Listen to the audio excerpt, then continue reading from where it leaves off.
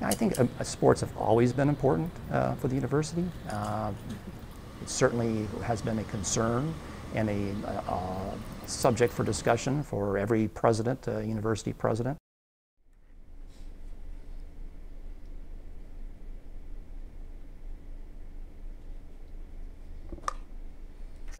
The two colors, orange and blue, came from two of our predecessor institutions.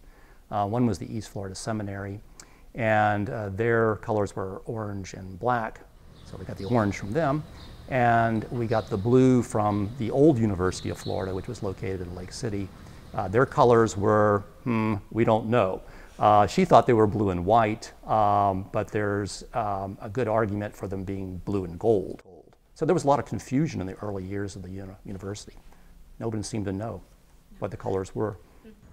None of them really kind of match the historical record. We only have one reference in the archives to the naming of the team, and that occurred in the predecessor to the Florida Alligator, which was called the Florida Pennant. And in that article, they refer to a road trip to South Carolina in October of 1910 as being the origins of the Gator nickname.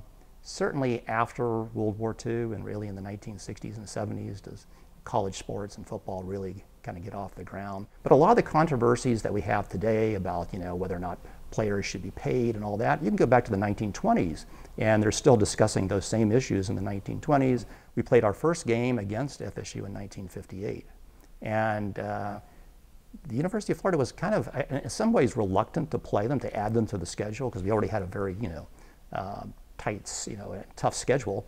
And there was this kind of, well, do we really want to add another team? There's even some talk of the state legislature intervening and passing a law requiring the two teams to play. But I think the rivalry really starts big time in the 1960s.